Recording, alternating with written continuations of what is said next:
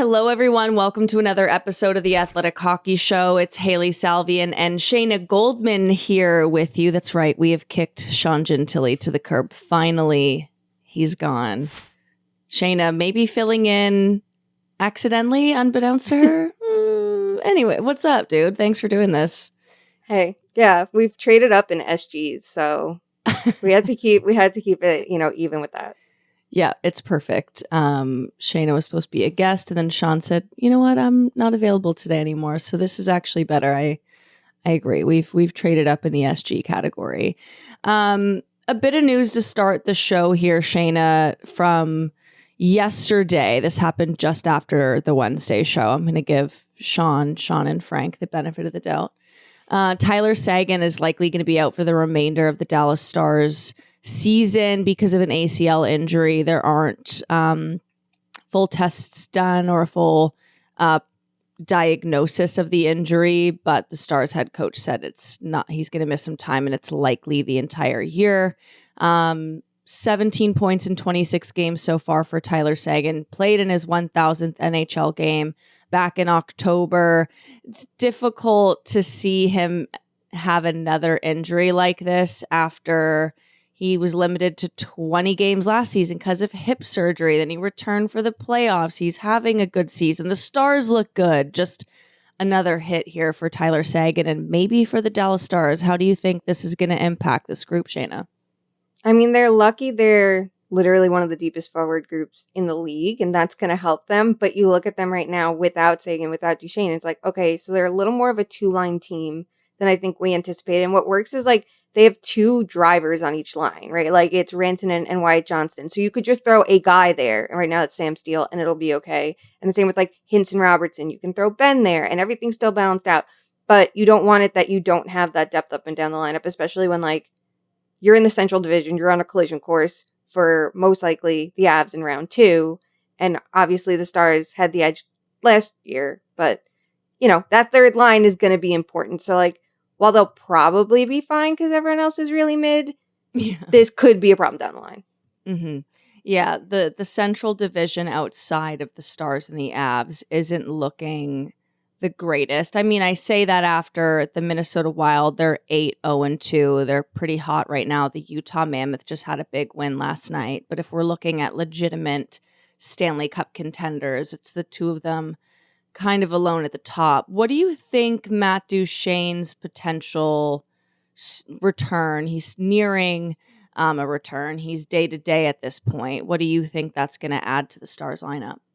Yeah, I think that's key for them. I'm curious, like, does he play the wing in the top 6 somewhere, or does he try to, like, drive the third line? But I feel like when you look at the Stars' success last year, that second line was a huge part of it. It was Marchman, Duchesne, and Seguin. And I think Duchesne was the most important player on it.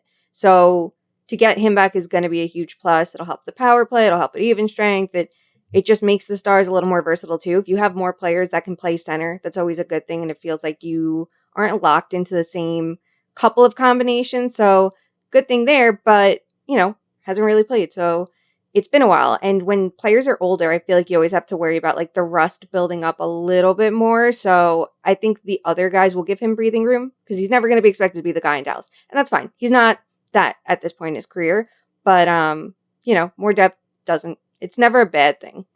Yeah.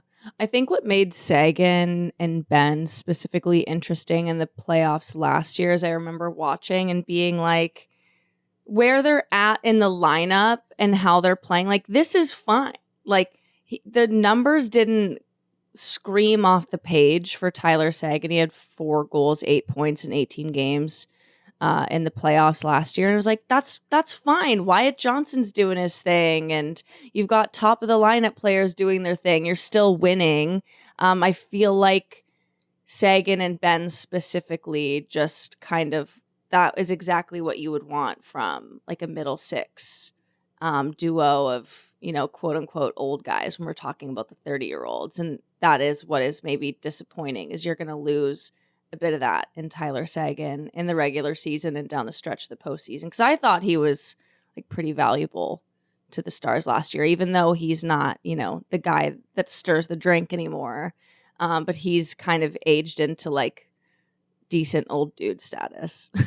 Yeah, And we're talking it's about hard. a 33-year-old, so it's fine. Chill, It's Hailey. totally fine. It's totally fine. No, I feel like that it applies more like with Jamie Benn, and then you compare the contracts. And I know like it's hard to always look at players and then say, well, they're about because the contracts were signed so long ago, but it works because the Stars have so many other, I don't want to say team friendly, but like cost effective deals that you're Totally. like, okay, no big deal. So it all kind of balances out anyway. Ben is the one that's going to interest me a lot down the stretch because his postseason last year, I thought he was playing way too tough of minutes for like what he brings to the lineup.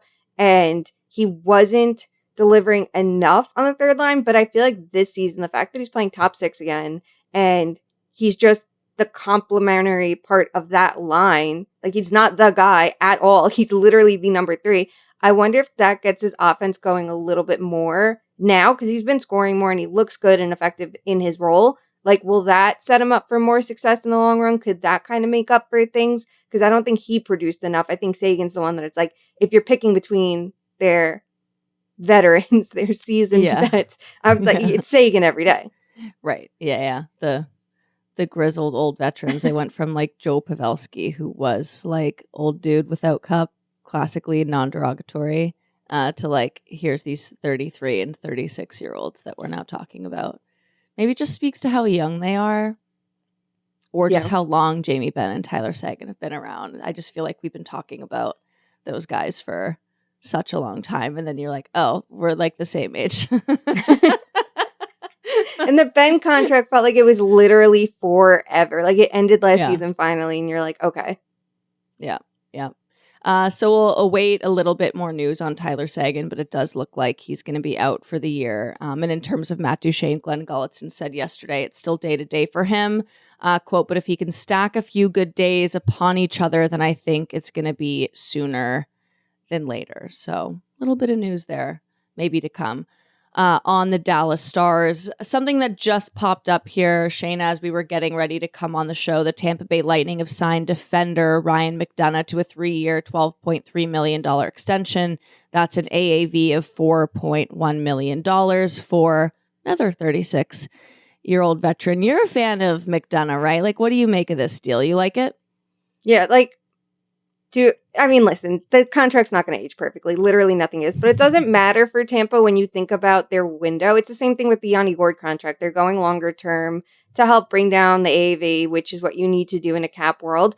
But he's still effective. Like, he's still one of the better shutdown defensemen. I feel like he didn't always get credit, like, in his prime. It wasn't until he went to Tampa Bay that I feel like he got the recognition he deserves because he was part of, 2 Stanley Cup winning teams. But he still takes on these huge minutes. I feel like his return to Tampa Bay was massive for them.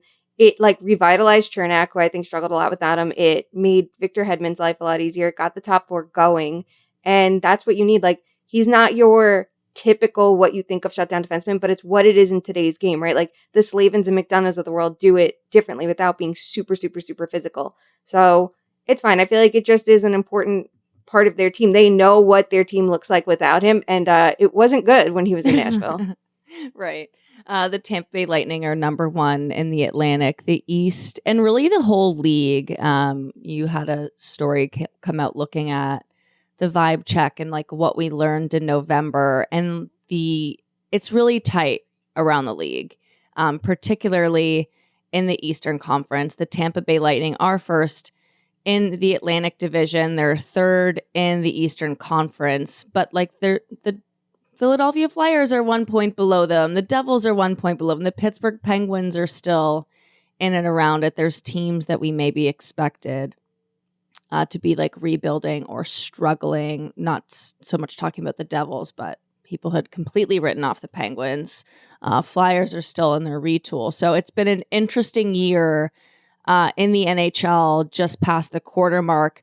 I'm curious what you think about the Lightning specifically, because I think we went into the year saying, I don't remember if you picked them to win the Stanley Cup this year. I think we did, though, when we were doing previews. So this was a team that we went into the year thinking like they're going to be great. They're up there. They're not really separating themselves the way that a Colorado Avalanche are. The Avs are just a totally different beast. What have you made about Tampa at the quarter mark or as we get into December. Yeah, they had such a bad start, which is why they're not separated. Like, I feel like they should be. And it's my bias because I picked them to win. I thought they were going to win last year.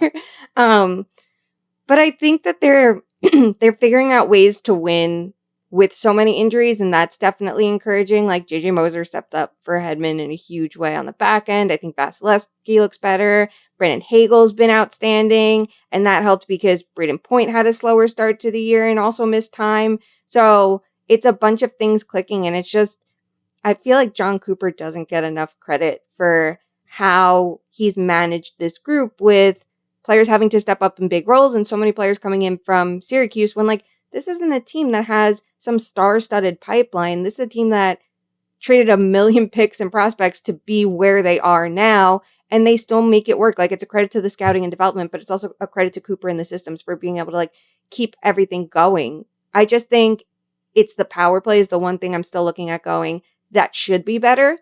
And obviously you have, like, Darren Radish playing the point on the power play, not Victor Hedman right now, and Point missed time too, but that's the one element that I'm like, if you get that going, I think that they're going to really level up, like, relative to the rest of the East. The standings are so clustered, Shayna. Do you see a fix for that? Like, do you want to see the NHL go into the PWHL 3-2-1? Do we just want to sit here and be like, there'll be some separation? It's only December 4th.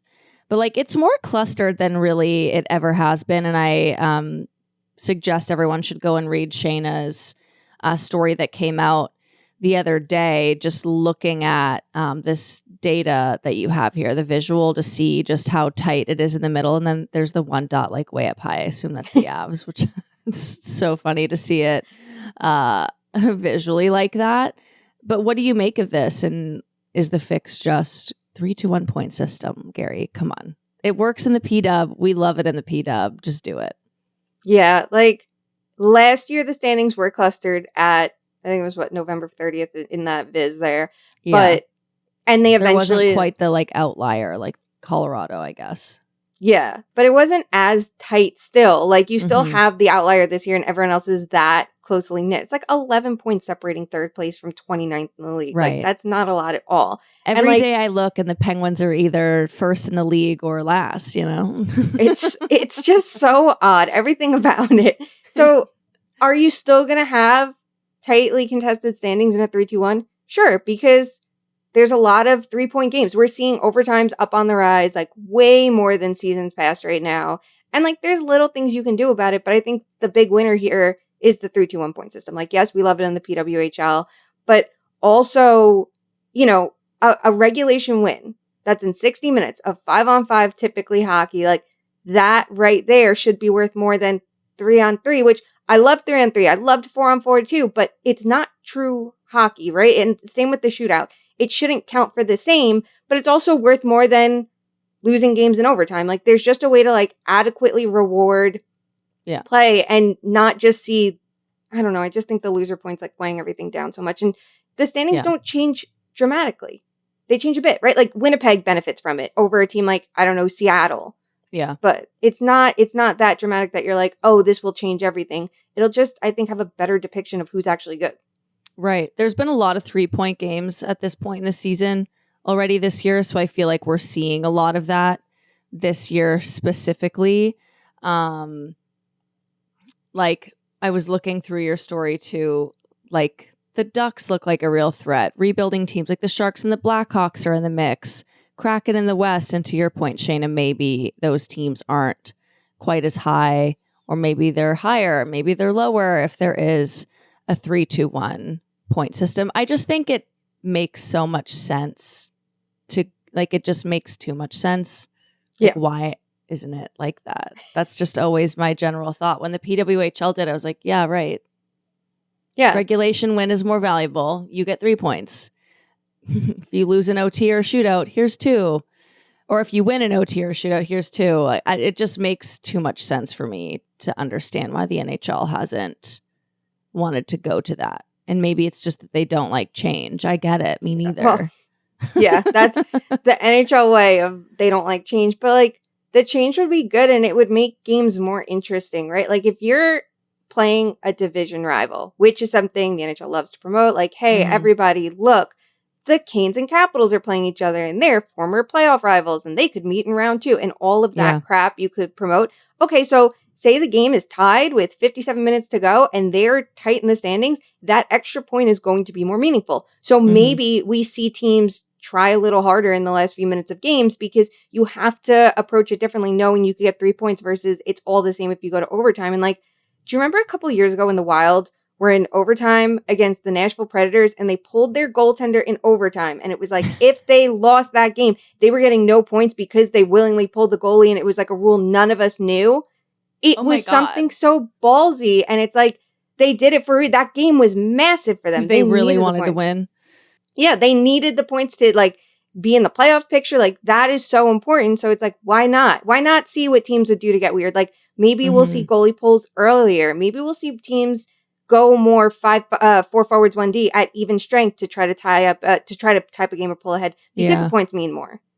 Yeah, and maybe we would see a little bit of a change in terms of approach. Like I know with 3-on-3, it's a lot of puck possession, but like you do see a lot of teams just like, all right, let's circle back. And then we'll go and enter the zone. Oop, it's not there. Let's circle back and just keep the puck.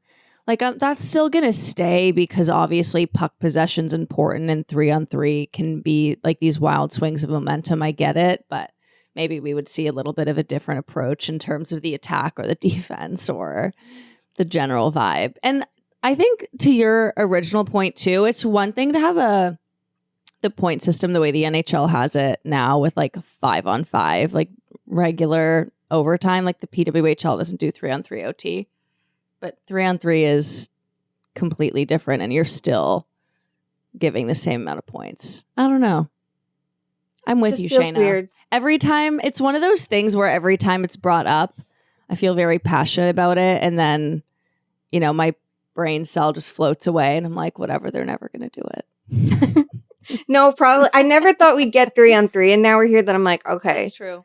But then again, I also think we've seen some other swings to like not change the pace of games, but it's not like directly correlated, but I'm sure that there's some influence here. Like there was like an uptick in penalty calling in the last 10 minutes of regulation of games, and that was helping, like, just by consequence, helping, like, limit the number of overtimes. Like, there's things you can do and tweaks you can make that way.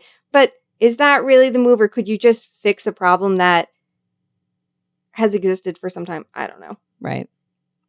Yeah, I think it's interesting. And looking at the way that you changed the standings, too, like I mentioned, the Ducks, like, they're still number 1 in the Pacific in the regular standings. But if you give them all their OT wins, they have 6 overtime wins. They would have 7 more points in the standings. The Vegas Goldeneyes would have more as well by nature of their regulation wins.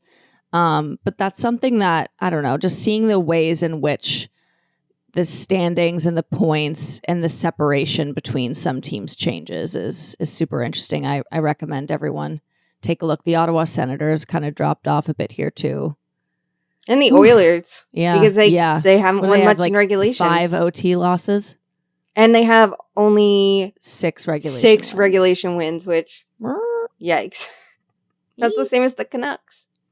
We should talk more about regulation wins at the end of the day. It matters. I'm going to track this all season, though. I'm going to keep track of it and see how much it changes, too. Just like to see if it actually matters, like, as the months go on. Yeah, love that. Perfect. Okay, let's take a quick break. When we come back, I think we should do a deep dive into the PWHL.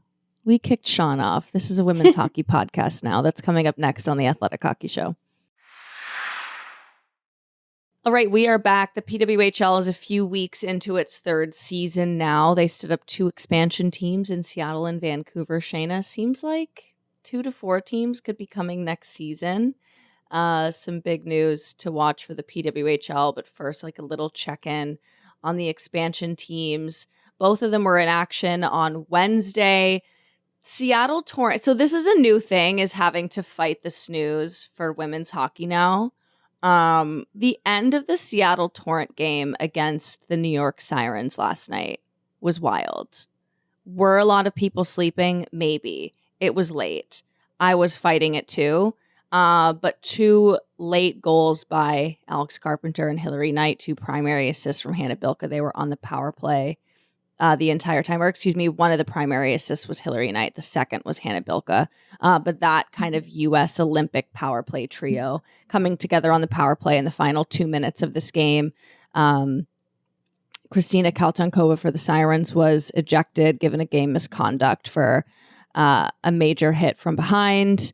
Seattle goes on the power play. They're down 1-0. They score twice from, as I said, the U.S. Olympic trio that are on the power play. The team is just stacked. Kind of not a great offensive game from them, obviously, until that point, but that's the kind of star power that the Seattle Torrent have, that you can just have Carpenter, Knight, and Bilka. Oh, and by the way, Julia Gosling, who could be on the Canadian Olympic team, coming together for a last-minute win. So that was exciting. On the Vancouver end of things, another tough loss for the Goldeneyes. They haven't won since their 4-3 OT win on their opening day of the season against the Seattle Torrent, a 2-0 loss to the Boston Fleet. 2 shots in the first period. It's tough out here for a team that on paper has the most offense in the PWHL. Shayna, do you have any tips for the Goldeneyes?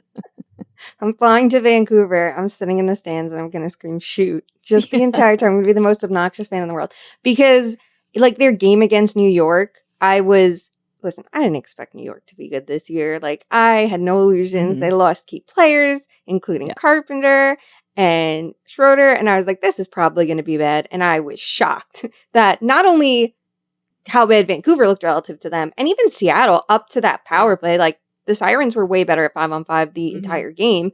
But, like, I cannot believe how few shots Vancouver has generated. And the game against Boston, it's the same thing. Like, they have half of the Fleet's shot total, I think, in the third period. And, like, at least they got their chances towards the end a little bit more. But, like, it's like we have to remember, like, okay, yes, the rules help them build these really good teams. But also, it's the same thing in any league. Like, you're putting together a team from scratch of players who, sure, a couple of them might have experience. Like you said, like, this is the USA power play playing together. You're going to have multiple players from Montreal on one team now. It's just like the result of it. But it's still a new team, new environment, new coaches, new systems, and you're building it from scratch. So there's an adjustment period. But, like, please, Vancouver, shoot the puck just a little bit more.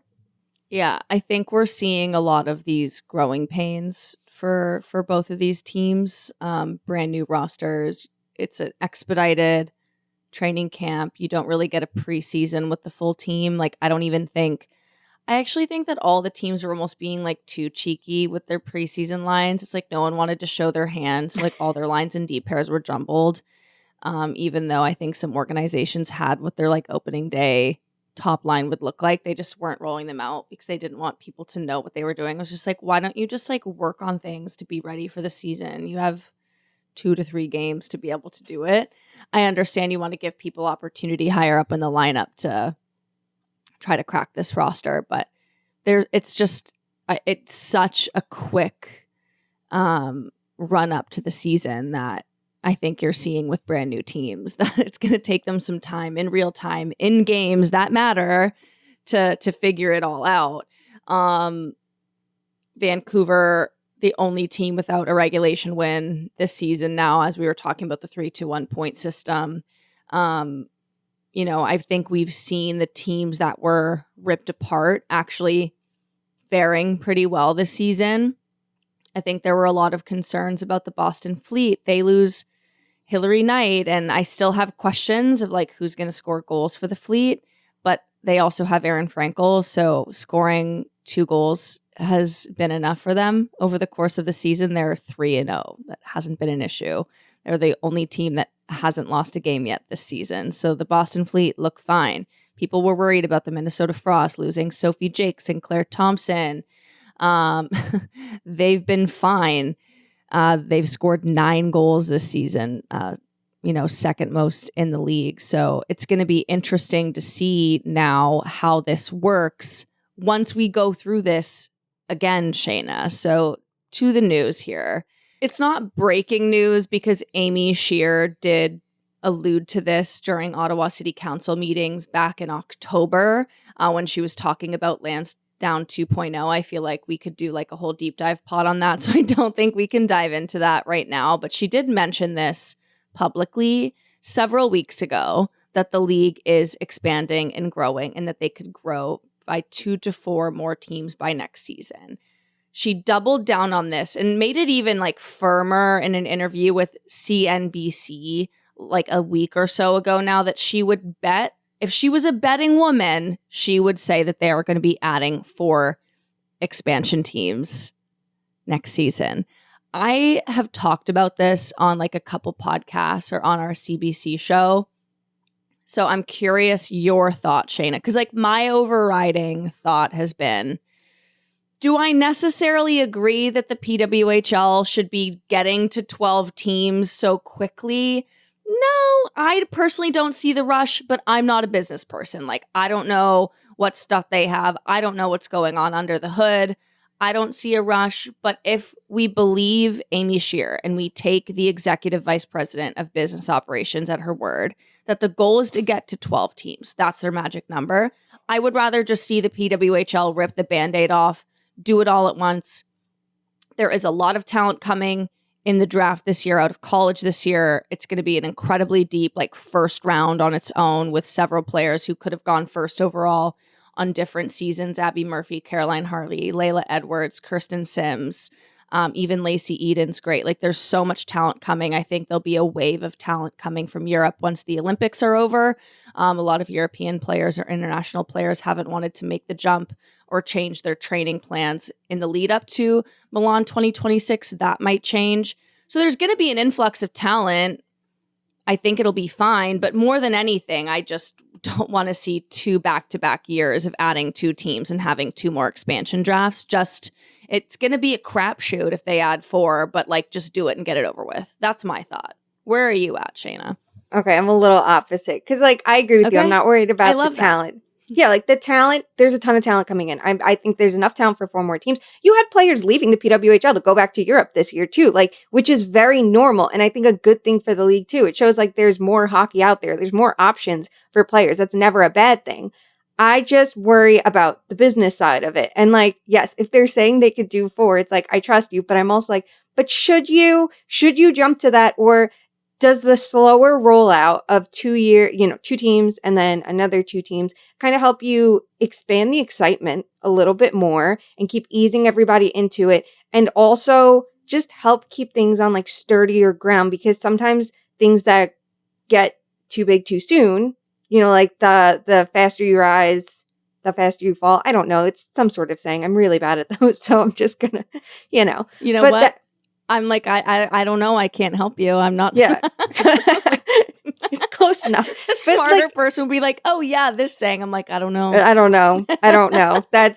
There was like a Jeopardy category of these recently, and I was like zeroing out. That's just, it's not for me. But yeah, like, I just worry, like, if you do things too quickly, it's like there's so much chaos that you don't want to see like cracks start forming that you can't fix because everything's happening at once. And then women's hockey looks unstable again. And it's like, haven't we done this enough? And then I also look at it like, get the Ottawa situation figured out. Maybe work on New York a little bit, because I still not thrilled with that. I feel like that'll just be the conversation. I think it's like, just slowly unroll. I think that's a great point. And I know we've seen the WNBA, for example, they expanded really, really fast back when the league started and had to relocate teams. They had to fold teams. They had to go down to a fewer number. Now we're seeing a big boom in expansion in the WNBA, but that's like decades later, right? So I think we've seen the harm that can come from expanding too quickly. So I think that's a great point by you, Shayna. And I also do wonder, and as much as I think, like, just rip the Band-Aid off, like, if you're going to do it anyways, just do it in one go, for the fans, for the players, for the stability more of the people who are going to be, like, can you imagine having to move to Seattle and then going to Detroit and then a year later going to Chicago? Like, that sucks. Like, I know that's the life of a professional athlete, but let's also be real here. These players aren't making that much money. there are still a lot of people making league minimum, making, what is in many of these cities not considered to be a livable wage. I know there's incentives that build this up, but like that's a lot to ask of people who are, some of who are making $40,000 a year, $50,000 a year. So I would like to see them do what's best for the players and keep that in mind. And I think the league will. They've always said we're a players first league. This league was born from a player movement. So I do think they will keep that in mind. But I guess to stick on the devil's advocate side for you, Shayna, and parsing it out is maybe doing 2 this year allows you to consider 2 teams that might not be on the table right now in the future, if that makes sense. Like everyone's talking about Detroit. Detroit makes a lot of sense. Where are you playing? Where are you practicing? Like that is going to be an issue when we're looking at the Detroit market. Little Caesars Arena is booked and busy, and they're about to get a WNBA team playing there as well. So that's my concern with Detroit. But like maybe, is there infrastructure coming with the WNBA? I believe they're starting to make a practice facility for that team. Is that something that can be shared? Is that something that can have ice? I mean, I feel like they're probably going to build that just to have a basketball court. But like, does going to 2 different cities now and then going to Detroit a year or 2 from now allow you to work on some infrastructure or find a place to play to make Detroit more realistic? Or Pittsburgh or DC? Like those are some of the questions or like the benefits or the pros I would see of like going 2 and 2. If you had to pick right now, Shayna, are you like, I don't care, let them play on a Tuesday night in Detroit? Or are you looking at different teams? Like what are your top 2 or 4 expansion markets for the PWHL?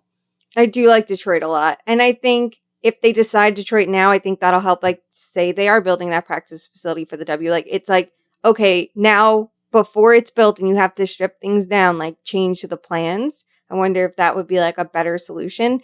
But I think that they would be exciting. I think they make sense. They're like this like midpoint. They're the Midwest. It's like, okay. And it's a big, really passionate hockey market. I think that would be a good thing. We see how Minnesota is, and I feel like they'd be similar. I like the idea of Denver too. Because again, you have teams out west. So you need that travel to be eased a little bit, so it's not Vancouver just going to New York all the time. Right. But I just feel like they've had a lot of success with their takeover tours too. That could be really exciting. Yeah, they broke Detroit's US record, and then Detroit broke it right back. But Denver showed well, and I think players really enjoyed it. I think Denver's this great option for people. I know it's not the same because it's in the US, but there are people who've said like Calgary or Edmonton. Like Calgary's awesome. The Inferno, legendary. Like if the PWHL expanded to Calgary, I know they haven't wanted to do this, but just go back to the Inferno. Just do it. Like, please. I would love to see that. However, with the Saddle Dome being, crumbly and old and being demolished soon, I don't think you can go to Calgary until a new arena is there. Denver is kind of the American alternative option. That's how it was always explained to me, at least, is Denver is like Calgary American version. So maybe that could be. We're just like, what are sayings? What's geography? Yeah. No, that one actually, it checks out. That one totally checks out because it's like, it's not like, okay, because you're in Seattle, you have to go to California. Like, yes. Okay, you're close to the teams all the way out west. You're close to Minnesota. There could be rivalries there. I like that. Yeah. And it's just beautiful. Nice mountains. If you like that kind of outdoor vibe, that's nice. So I'm a fan of Denver. Let me give you one option. This is the most important thing in my life right now. Chicago expansion. And you ensure, you collude, you cheat, you get Abby Murphy there. I'm in. I like the idea of Chicago too. Again, that's super passionate fans. Like that's a city that is big enough to have 2 baseball teams. I feel like that's always like so telling for me. Like New York's able to have multiple teams that you're like, okay, that could work, right? Like Blackhawks fans are super passionate too. You're going to a place where hockey just makes a ton of sense. it just works. And then I also love the idea of like two Chicago teams coming up the ranks together in hockey. And it could be this like really cool moment for them because it's like a new era for the Blackhawks. And obviously like the men's and women's teams in all the cities aren't like perfectly linked, but it's fun. I think there's something exciting about it because it's this like historic team and franchise, but it's like this new wave of fans coming in because of players like Connor Bedard. So you bring in a women's star and it's like Bedard and whoever it may be. Say it's Abby Layla Murphy. Edwards. You're like, go. Oh yeah, Abby. Abby Murphy. There you go. You just have it that it's like, look at the two of them coming up the ranks in just this new moment for Chicago hockey. Like that would be fun. Yeah, it would be super cool. I mean, Layla Edwards or Caroline Harvier, whomever from the first round, have your pick, would be a great building block. But Abby Murphy is from the south side of Chicago. And the league needs to cheat to figure it out. Make up the rules. I know you can do it. I won't ask questions.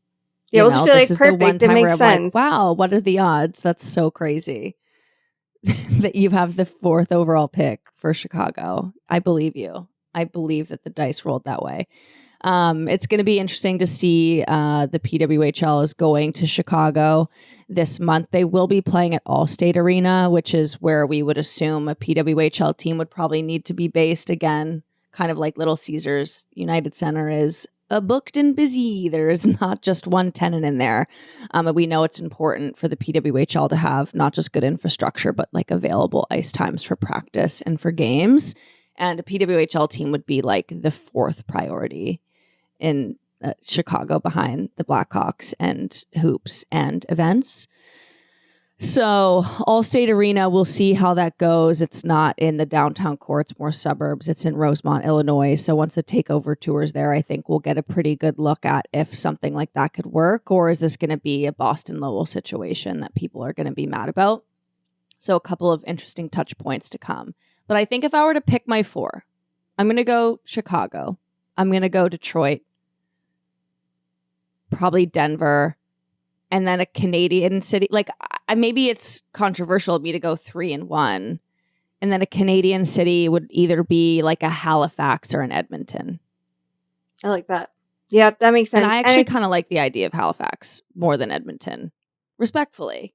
I think Edmonton you do eventually with Calgary when they're ready. Like, I feel like them two coming in together, start the rivalry, battle out of Alberta, like go off. And also if you're hitting the Midwest touchstones already, basically you're going Chicago, Detroit, Denver. Like, I feel like you're covering ground pretty well. So you can afford to go back east, that it would be totally fine. And Halifax would be fun. And it would be a little bit different here because they would be the only PW team without an NHL team there, right?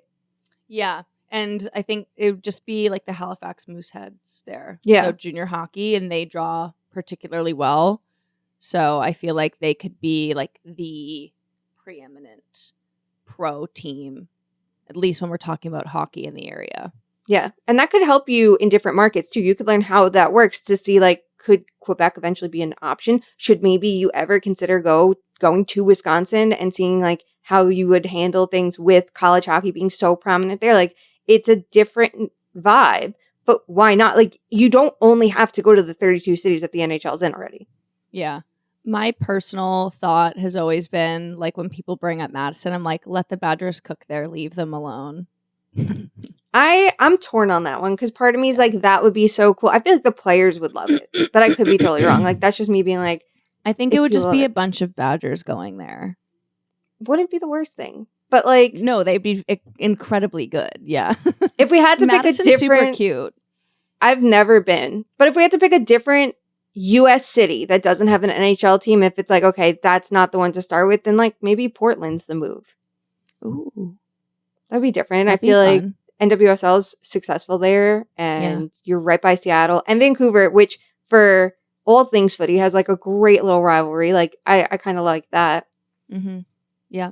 I was going to say too, for Halifax, there is a bit of proof of concept of women's sport already. The Northern Super League, the Canadian Pro Soccer League that launched last year, they were 3rd in average attendance behind Vancouver and Toronto. So while Halifax maybe looks like a small Canadian market type thing, that's actually been a city and a market that has shown the desire to support women's sports. And that is for the Northern Super League, and I can only imagine it'd be even greater for a hockey team in that market and in this country. Okay, that's our expansion, I guess. I feel like we agree on everything. Detroit, Chicago, Halifax, Denver. I'd go on that road trip. Works for me. I think that'd be fun. I'm in. I'm going to go sit in all the stands and yell shoot at all the new teams. Shoot the puck. You're the most annoying fan in the world. Yeah, it's crazy. Dom has been working on a PWHL model.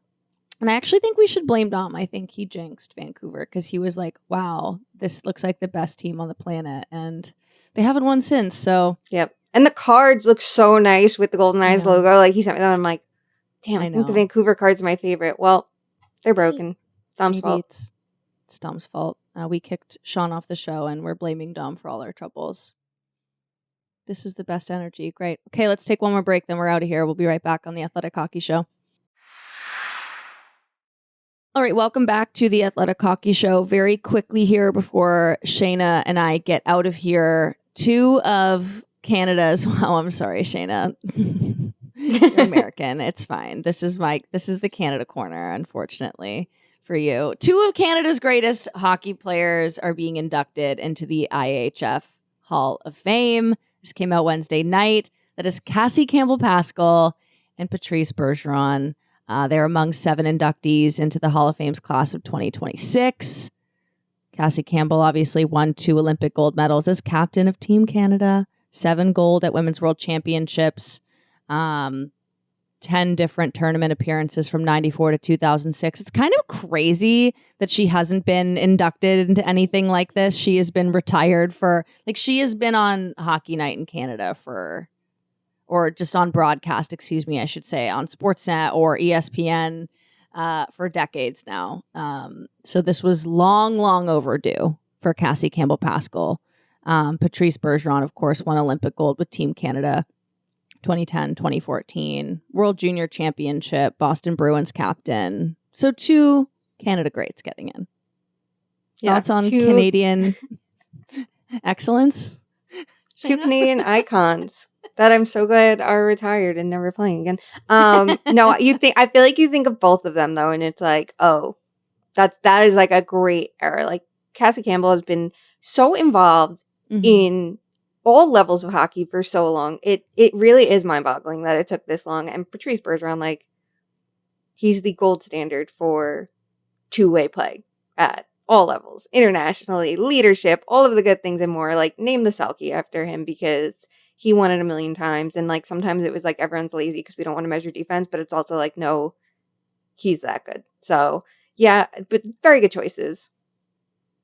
A couple more inductees here, and we should say like Hockey Hall of Fame next for Cassie Campbell. I feel like I've been hitting that table in the builder category specifically, but also as a player. There's a backlog, like she could go in both, but I think Danielle Sauvageau getting in as a builder finally after all these years probably opens the door for more women to be recognized for what they've done to grow the game, specifically for women's sports. So Cassie Campbell Pascall, the Hockey Hall of Fame is next for you. Couple other inductees, Florence Schelling, legendary goaltender Thomas Vanek, Nicholas Kronwall, and builder Ralph Kruger. So that's your 2026 IIHF Hall of Fame class. Congrats to everyone. Congrats. They've all earned it. But no, she should be in as a builder. We need more women in as builders. Yeah. Like, we need more women in the Hall of Fame, period. We need more women. Just there. Yep. Perfect. No notes. Thanks everyone for listening to this episode of the Athletic Hockey Show. That's all we've got to say. Thanks Shayna for pinch hitting here. Sean will unfortunately be back next week. Prospect Boys have the next show on Friday. Thanks everyone for listening. Thanks for watching. Make sure to like and subscribe and ring the bell to stay informed and catch new episodes every Monday, Wednesday, Thursday, and Friday. And in the meantime, you can join our Discord community. We'll see you there.